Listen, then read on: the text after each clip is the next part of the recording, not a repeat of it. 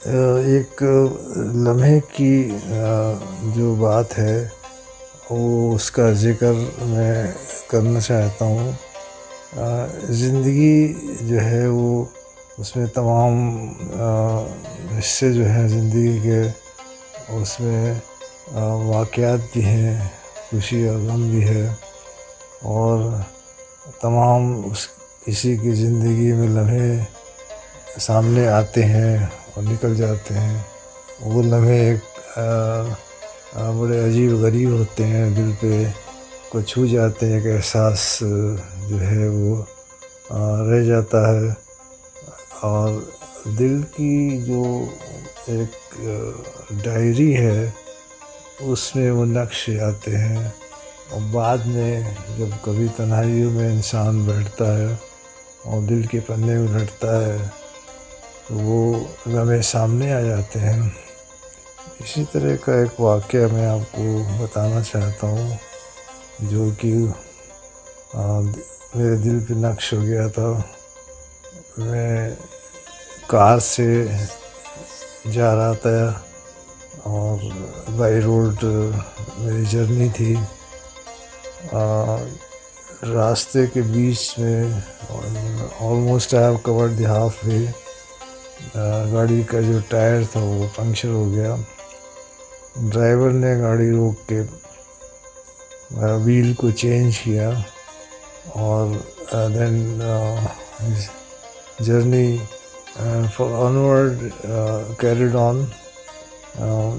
4-5 kilometre के बाद एक पंक्चर की रिपेयर की शॉप नज़र आई, तो उसने गाड़ी रोक दिया वहाँ पर, गाड़ी को पार्क कर दिया और स्टेपनी को वो रिपेयर कराने के लिए चला गया। मैं गाड़ी में ही बैठा था, खामोश था और इंतज़ार कर रहा था कि ड्राइवर वापस आएगा तो फिर सफ़र आगे का जारी रहेगा। मैंने देखा कि जो सर्विस रोड है साइड की, वहाँ पर फुटपाथ था। उस फुटपाथ पे एक बेगर बैठा हुआ था जो ब्लाइंड था। उसके हाथ में एक स्टिक थी और किसी का जैसे इंतज़ार कर रहा हो ऐसा लग रहा था वो।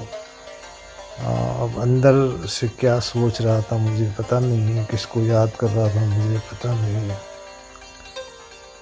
उसी दरमियान में एक कार आके वहाँ रुकी उसके पास में, गाड़ी को उसने साइड में पार्क किया। अकेला आदमी कोई गाड़ी को ड्राइव कर रहा था। बाहर निकल के आया, उसने गाड़ी को लॉक किया और किसी काम से वो चला गया। उस बेगर को ये एहसास हुआ कि कोई गाड़ी पास में आके रुकी है और वो अपनी जगह से खड़ा हुआ। उस जो उसके हाथ में स्टिक थी, उससे उसके सहारे से वो उस कार के पास पहुंचा। उसने कार को छुआ और ये कंफर्म किया कि वो सही जगह पे पहुंच गया है और उसको छूते-छूते वो डोर के पास गया और उसको ये जैसे पता था कि डोर के पास ही कोई बैठता है और वहाँ पर वो खड़ा हो गया और उसने दोनों हाथ अपने फैला दिए इस उम्मीद में कि उसको कुछ मिलेगा वहाँ से, लेकिन उसको इस बात का एहसास नहीं था कि गाड़ी में कोई था नहीं। और ये एक अजीब सा सीन था कि भिखारी अंधा गाड़ी के आगे हाथ फैलाए खड़ा है, गाड़ी में कोई अंदर है नहीं और बड़ा अजीब सा एहसास हुआ मुझे और the tears roll down my cheeks. ऐसा लगा कि अल्लाह की जो रहमत है मेरे दिल के पास से छू के निकल गई हो। मैं गाड़ी के बाहर निकला और निकलने के बाद मैंने उसके हाथ में कुछ पैसे रखे। उसके चेहरे पे कुछ एक वो फीलिंग थी जैसे उसने कुछ पा लिया हो। उसने अल्लाह का शुक्र भी अदा किया होगा, जो मुझे पता नहीं है। मांगा तो उसी से था, उसने दिया भी उसी ने। मैंने उसको कुछ भी नहीं दिया। वो मैं एक ज़रिया था जो मैं वहाँ उसको अल्लाह ने मुझे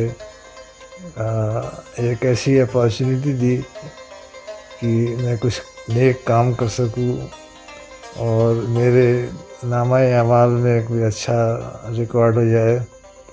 मैंने अल्लाह का शुक्र अदा किया। ये लम्हा जो है मेरे दिल पे नक्श हो गया। मुझे उस वक्त मेरे आँख भर आई थी, मुझे आंसू भी निकल आए थे इस सीन को देख के कि उसका आ, आ, बेबसी थी। उसको पता नहीं था गाड़ी में कोई है या नहीं है, हाथ फैलाए खड़ा हुआ था। लेकिन अल्लाह ने उसको नाउम्मीद नहीं किया। उसके हाथ पे जो अल्लाह ने चाहा वो पहुंच गया। और ये एहसास मुझे आज भी है बिल्कुल कि मैं आज दिल की डायरी के पन्ने कुछ वर्क उल्टे तो मुझे वो चीज़ याद आ गई। मैं कोई प्रोफेशनल स्टोरी टेलर नहीं हूँ। एक छोटी सी कोशिश है कुछ बताने की एक्सपीरियंसेस का, जो मेरे ज़िंदगी में मुझे कुछ एहसास हुए हैं, कुछ अनुभव हुए हैं, उनको मैंने एक जगह इकट्ठा किया है। ये किसी किताब में कुछ मैंने लिखा नहीं है, ये मेरे जहन में नक्श हो गए हैं। किसी ने आवाज़ दी, मैंने पूछा कौन, जवाब मिला मैं एक विचार हूँ, एक थॉट हूँ, एक ख़याल हूँ। मुझे मन की जो कैद है उससे बाहर निकालो। मुझे यहाँ बड़ी घुटन और बेचैनी होती है।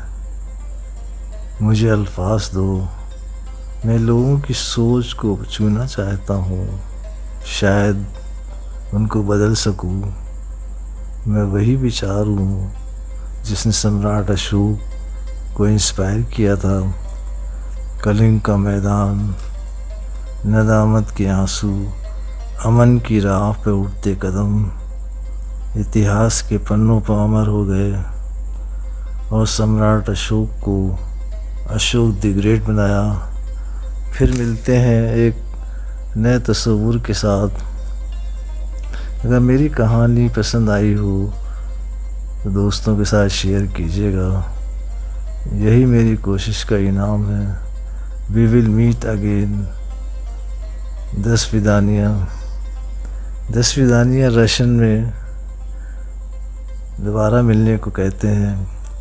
ये बड़ा खूबसूरत अल्फाज है, इसके अंदर बहुत ही खूबसूरत तस्वुर छिपा हुआ है। एक ऐसी फीलिंग छिपी हुई है जो एक इशारा करती है कि हम कभी बिछड़ेंगे नहीं, दोबारा मिलेंगे।